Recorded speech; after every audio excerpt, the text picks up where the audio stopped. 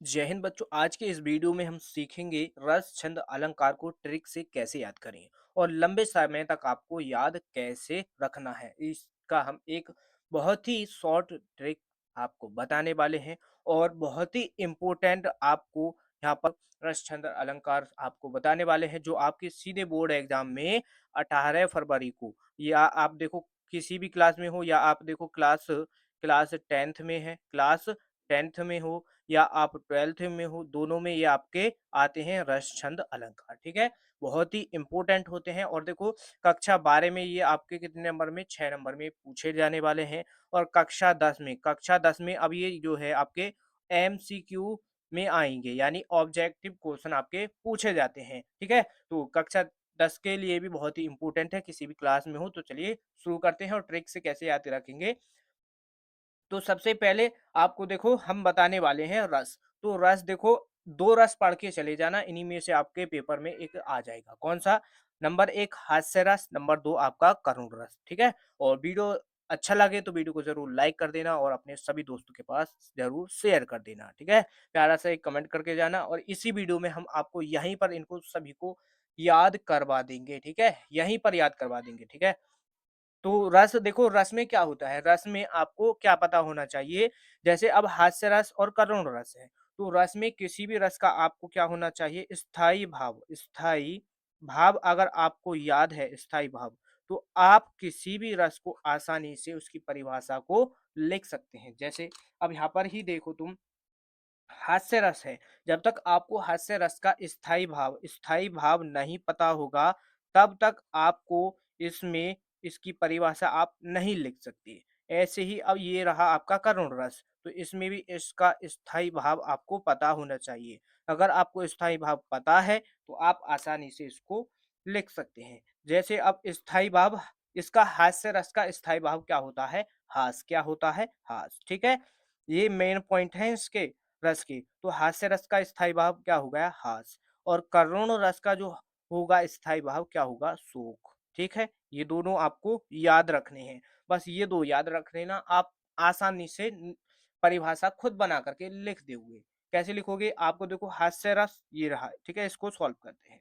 और ये 100% आपके बोर्ड एग्जाम में इस बार आने वाले हैं। ठीक है, कैसे लिखोगे? परिभाषा दोनों की एक ही है, बस मेन पॉइंट आपको क्या रखना है, इसका स्थायी भाव याद रखना है। कैसे? अब हास्य रस को सॉल्व करें, तो हास्य रस का स्थायी भाव कैसे लिखोगे? हास्य रस का स्थायी भाव, अब स्थायी भाव क्या लिखवाया हमने? हास। तो यहाँ पर लिखोगे स्थायी भाव हास होता है। हास्य रस का स्थायी भाव हास होता है जब हास नामक स्थायी भाव, ठीक है, विभाव और अनुभाव और संचारी भाव से संयोग करता है, तो वहां पर हास्य रस उत्पन्न होता है।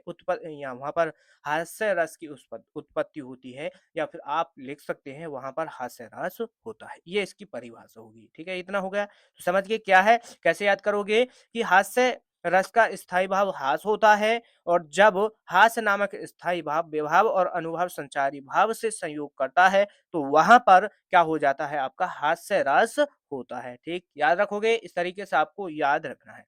तब देखो आपको बस इसका हास स्थायी भाव याद रखना, करुण रस का शोक हो जाएगा। ठीक है, इन दोनों को ही याद करके चले जाना। अब देखो इसके भी यहाँ पर 2 उदाहरण हमने लिख लिए हैं। ठीक है, जौन-सा आपको अच्छा लगे उसको याद कर लेना। ठीक, तो पहला है कि हाथी जैसी देह है और गैंडे जैसी खाल, तरबूज जैसी खोपड़ी और खरबूज जैसे गाल। ये क्या है? आपका एक उदाहरण है इसका। उदाहरण नंबर आपका 1 हो गया। ठीक है, नेक्स्ट देखो उदाहरण नंबर 2 है कि विंध्य के वासी उदासी, तपोव्रत धारी महाबिनु नारी दुखारे। ठीक है, इसमें भी आपका क्या है? हास्य रस हो जाएगा। अब देखो अगर आप कक्षा 10 में है, तो आपको क्या देगा, किस तरीके से देखो, या तो आपको देखो स्थायी भाव देगा कि स्थायी भाव बताइए, ये हास नामक स्थायी भाव किस रस का होता है, इस तरीके से आपको क्वेश्चन मिल जाएगा। तो उसमें क्या टिक करोगे? हास्य रस। या फिर आपको देखो उदाहरण देगा, ये भी उदाहरण आपका पिछले वर्षों में देखो 2024 में ये आपका पूछा गया है, 2025 में भी ये क्वेश्चन उदाहरण आपका आया हुआ है। इसमें क्या देगा? इस उदाहरण को दे देगा और पूछेगा कि इस पंक्ति में आपको क्या बताना है कि कौन सा रस है। तो यहाँ पर क्या है? हाथी जैसी देह है और गैंडे जैसी खाल, तरबूजे सी खोपड़ी, खरबूजे से गाल। तो इसमें क्या हो जाएगा? हास्य रस हो जाएगा। समझ गए? एक ये हो गया उदाहरण, जौन-सा अच्छा लगा है आपको याद रख लेना है। हास्य रस कंप्लीट हो चुका है और समझ गए होंगे और यहीं पर आपको याद हो चुका होगा। हास्य तो इसका स्थायी भाव है और करुण रस का शोक हो जाएगा और 100% आने वाला है आपके 18 फरवरी को आपके पेपर में, ठीक? तो चलिए अब नेक्स्ट इसका रस देख लेते हैं। नेक्स्ट रस क्या है हमारे पास? करुण रस, ठीक है? बहुत ही important, very very most important. इन दो ही ये दो ही ज्यादातर आपके पेपर में आते हैं। इन दो को करके चले जाना, बस यही आपके पेपर में आने वाले हैं। हमने बताया था करुण रस का जो स्थायी भाव होता है शोक होता है। तो देखो बिल्कुल डिक्टो वही परिभाषा है, परिभाषा एक ही है। देखो हास्य रस का स्थायी भाव, अब यहाँ पर क्या करना है? करुण रस का स्थायी भाव क्या होता है? शोक, ठीक है? शोक लिख दोगे, इतना हो गया। जब शोक नामक स्थायी भाव यानी जब शोक नामक स्थायी भाव, विभाव और अनुभाव संचारी भाव, ये तीनों आपको शब्द भी याद रखने हैं, ठीक है? ये तीनों अक्षर याद रखने पड़ेंगे। क्या ये विभाव और अनुभाव और संचारी भाव से संयोग करता है, यानी ये तीनों संयोग करेंगे तो वहां पर उत्पत्ति हो जाती है किसकी? करुण रस की, या फिर कह सकते हो वहां पर करुण रस होता है, ठीक है? इस तरीके से लिख दोगे, परिभाषा सेम है, याद रखोगे, यही ट्रिक हो जाएगी। अब देखो उदाहरण है आपका बहुत ही आसान और इम्पोर्टेंट उदाहरण है। ये आपका इसमें एमसीक्यू में भी पूछा जाता है। देखो उदाहरण है कि हे खग मृग हे मधुकर श्रेणी और तुम देखी सीता मृगनयनी। ठीक, ये क्या हो गया? इसका उदाहरण हो गया किसका? करुण रस का। समझिए, इस तरीके से कर लेना, बहुत ही इम्पोर्टेंट है और आपके इस बार आने वाले हैं एग्जाम में। और जिन बच्चों ने वीडियो को लाइक नहीं किया है तो वही वीडियो को जरूर लाइक कर दो और अपने सभी दोस्तों के पास शेयर कर दो। ये हो गया। अब चलते हैं अलंकार पर। यहाँ पर रस में आपको कोई दिक्कत नहीं होगी, दोनों इंपोर्टेंट है, याद रखना। अगला नेक्स्ट क्वेश्चन है अगला, ठीक है? नेक्स्ट क्या करेंगे? अब हम अलंकार पढ़ते हैं। तो अलंकार देख लो, अलंकार में क्या कौन कौन से याद रखने हैं? एक तो अनुप्रियास हो गया, ठीक है? अनुप्रियास की परिभाषा क्या होगी कि वर्ण बार बार आए तो वहां पर अनुप्रियास अलंकार होता है, यानी कोई वर्ण है जो बार बार आए वहां पर क्या होगा? आपका अनुप्रियास अलंकार हो जाएगा, ठीक है? अनुप्रास अलंकार, ठीक, समझ गए? तो ये इसकी परिभाषा है छोटी सी। एक नंबर में ये होगी परिभाषा, फिर एक नंबर का उदाहरण लिख दो, 2 नंबर आपके पक्के हो जाएँगे, ठीक है? देखो 2 नंबर में आपका रस आएगा, 2 ही नंबर में पूछेगा आपसे अलंकार और 2 ही नंबर में आता है आपका छंद, ठीक है? टोटल 6 नंबर में आते हैं। और नेक्स्ट यहाँ पर देखो उदाहरण देखो, तो उदाहरण क्या है? तरनी तनुजा और तट तमाल तरु पर बहु छाई। ये क्या है? उदाहरण है। तो इसमें देखो वर्ण, तो इसमें देखो तय जो है बार-बार रिपीट हो रहा है, यानी बार-बार आ रहा है, तो यहाँ पर क्या हो जाएगा? ये अनुप्रास अलंकार, ठीक है? समझ गए? चलते हैं अब आगे। नेक्स्ट अलंकार देखो, वेरी वेरी इंपॉर्टेंट, ठीक है? वेरी वेरी इंपॉर्टेंट 2026 में आने वाले हैं ये सभी। यमक अलंकार, कि यमक अलंकार में क्या होता है कि एक ही शब्द का एक से अधिक बार आए, एक ही शब्द एक से अधिक बार आए तो वहां यमक अलंकार होता है। कैसे? काली घटा का घमंड घटा। अब ये जो घटा है, ये यहाँ पर देखो एक से अधिक बार आ रहा है, तो यहाँ पर क्या हो जाएगा? ये इसका उदाहरण और यमक अलंकार यहाँ पर आपको मिलेगा, ठीक है? उदाहरण भी आपको मिल सकता है जब आप कक्षा 10 में हैं, तो उदाहरण दे देगा और पूछेगा कि इसमें कौन-सा अलंकार है, ठीक है? इस तरीके से। तो एक ही शब्द से अधिक बार आए तो वहाँ पर क्या होगा? यमक अलंकार होगा। याद करोगे, कैसे याद करोगे? कि एक से अधिक बार आए तो वहाँ पर क्या हो जाएगा? एक ही शब्द एक से अधिक बार आए तो वहाँ पर क्या हो जाएगा? आपका यमक अलंकार हो जाएगा। चलिए, ये आपका उदाहरण है, इसको याद रखना। बहुत ही आसान छोटे-छोटे से उदाहरण हमने लिए हैं जो आपको आसानी से याद हो जाए। अब नेक्स्ट है उपमा अलंकार। क्या उपमा अलंकार? इसमें क्या होता है कि वह अलंकार जिसमें किसी वस्तु की तुलना या समानता, ठीक है? जब किसी वस्तु की तुलना या समानता किसी वस्तु से की जाती है, वहाँ पर क्या होता है? उपमा अलंकार हो जाता है। यानी कोई हमारे पास देखो, ये एक पेन, ये रही रेड पेन और एक हमारे पास ये पेन है। तो हम इस रेड पेन की तुलना इससे करेंगे, तो यहाँ पर फिर क्या हो जाएगा? आपका उपमा अलंकार हो जाएगा। ठीक है? इस तरीके से समझ गए? अब यहाँ पर भी इसमें देखो 2 उदाहरण लिए हैं हमने, ठीक है? जौन-सा आपको अच्छा लगे उसको याद रखना। पीपल पीपल, पात, सरिस, मंडूला। एक ये आपका उदाहरण हो गया। इसमें क्या है? यमक अलंकार हो गया। अब यहाँ पर नेक्स्ट है फूलों सा चेहरा तेरा कलियों सी मुस्कान है। यहाँ पर भी आपका क्या होगा, उपमा अलंकार हो जाएगा, ठीक है। इम्पोर्टेंट है ये आपके सभी, ठीक, याद रखोगे। अब चलते हैं छंद पर, ठीक है। अलंकार तक, अलंकार आपको अच्छी तरीके से समझ आ गए।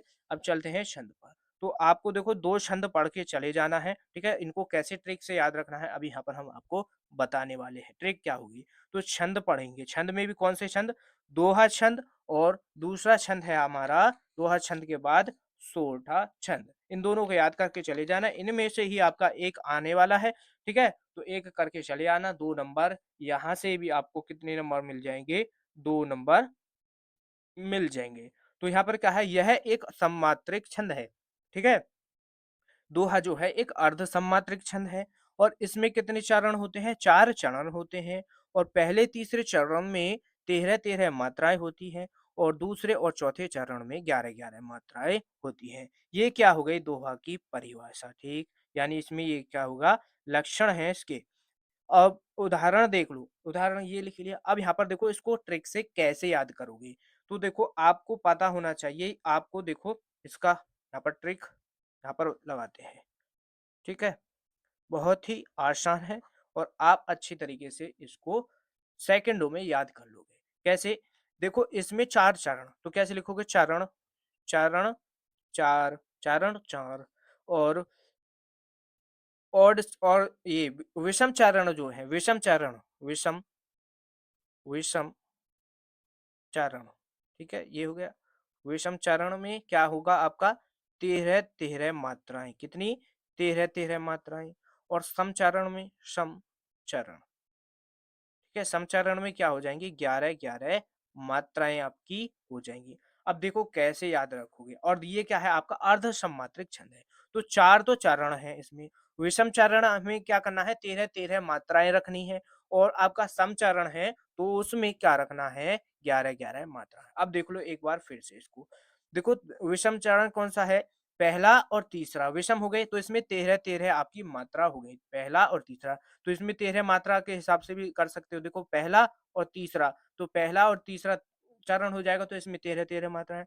नेक्स्ट है दूसरा जो है, दूसरे और चौथे, यानी सम चरण में 11-11 इक्वल मात्रा रखनी है, ठीक, ये हो गया। समझ गए? इस तरीके से याद रखोगे। अब हमारे पास ये उदाहरण है, उदाहरण देख लो, और इसमें इसकी मात्राएँ भी आपको गिन करके बताएँगे, कैसे मात्रा आपको गिननी है। तो रहीमन पानी रखिए, बिन पानी सब खून, और पानी गए ने उबरे मोती मानुष चून। ये क्या हो गया? इसमें उदाहरण है किसका? दोहा छंद का। अब देखो मात्राएँ गिनते हैं। मात्रा गिनने में ही सबसे ज़्यादा बच्चों को दिक्कत होती है। हम यहाँ पर एकदम सिखाने वाले हैं आपको, किसी की भी आप मात्रा गिन सकते हैं। कैसे? देखो, अब यहाँ पर देखो आपको ध्यान रखना है, ये एकदम सिंगल अक्षर आए, जैसे र है। अब र है, सिंगल है, तो यहाँ पर क्या आएगा? एक मात्रा, एक मात्रा। अब यहाँ पर देखो है, ई है, तो कुछ बच्चे क्या करेंगे, जहाँ पर ई दिखा वहाँ पर 2 मात्रा दे देते हैं, तो ये सरासर गलत है। कैसे? अब है ई, तो आपको क्या दिखाई दे आपको क्या याद रखना है? देखो, या तो आपको आधा अक्षर दिखाई दे, आधा अक्षर दिखाई दे, या फिर आपको छोटा ई, छोटा ऊ, ठीक है, ये दिखाई दे, तो इसमें क्या करना है? आपको एक ही मात्रा देनी है। जैसे अब है ई, छोटा ई है, तो यहाँ पर एक मात्रा, यानी एक मात्रा है हमने लगाई है। मैं, और ये सिंगल है, तो एक एक हो गया। अब पे आ, यानी आ का डंडा हो, या बड़ी ई हो, बड़ा ऊ हो, यानी कुछ भी बड़ा हो, तो उसमें 2 ही मात्रा देते हैं। जैसे पे आ, तो 2 मात्रा हो गए। पे आ नै ई, तो नै ई, ई कितनी, ई जो है, ई की मात्रा जो है बड़ी है, तो 2 मात्राएं देनी पड़ी। अब ऐसे ही यहाँ पर देखो रा है, तो 2 मात्रा। छोटी ई, यहाँ पर देखो ये छोटी ई है, तो खी, तो यहाँ पर 1 मात्रा दी है। ए है, तो 2 मात्रा दोगे, तो समझ गए? इस तरीके से करोगे। अब देखो ये बड़ा ऊ है, अगर यहाँ पर छोटा ऊ होता तो 1 मात्रा देते, बड़ा ऊ है तो 2 मात्रा दी है। तो समझ गए? इस तरीके से आप मात्रा दिखा दोगे, ठीक? याद कर लोगे इसको। अब चलते हैं नेक्स्ट दोहा। नेक्स्ट दोहा छंद है ये नेक्स्ट छंद है आपका सोरठा। तो सोरठा हमने क्यों लिया है? और देखो वेरी वेरी, एक तो ये इंपॉर्टेंट है, ठीक है, वेरी वेरी मोस्ट इंपॉर्टेंट है, बार बार आपके पेपर में आया हुआ है, ठीक है। और इसमें क्या है, इसमें क्या खास बात है कि ये दोहे का उल्टा होता है। कैसे? देखो इसको आसानी से भी आप याद कर लोगे। ट्रिक यहाँ पर देखो, एक में लगा लेना, दोनों आप याद कर लोगे। अगर सोठा याद कर लिया तो दोहा याद हो जाएगा खुद ब खुद, और दोहा याद कर लिया तो सोठा भी आप खुद से ही आसानी से लिख दोगे। कैसे? कि यह एक अर्ध सम्मात्रिक छंद है, तो यानी दोहा भी था।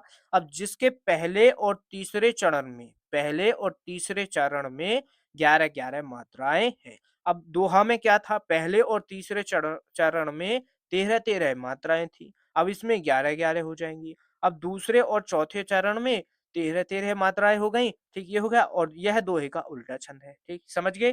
ट्रिक भी ऐसे ही लगेगी। अब यहाँ पर ट्रिक कैसे लगाओगी कि विषम जो है, विषम चरण में क्या करना है, 11-11 मात्राएँ रखनी है, और सम चरण में 13-13 मात्राएँ रखनी है। इस तरीके से याद करके चले जाना। उदाहरण ये रहा आपके सामने, बहुत ही आसान उदाहरण है कि राधा नगरी सोए, मेरी भव बाधा हरो, और यहाँ पर श्याम हरित दूती हुई, ऊर्जा तन की झाई परे। ये क्या है? उदाहरण है। इसको याद कर लेना, ठीक? बहुत ही आसान है, ठीक है? इससे आसान कुछ नहीं मिलने वाला है, और सभी बहुत ही इम्पोर्टेंट है।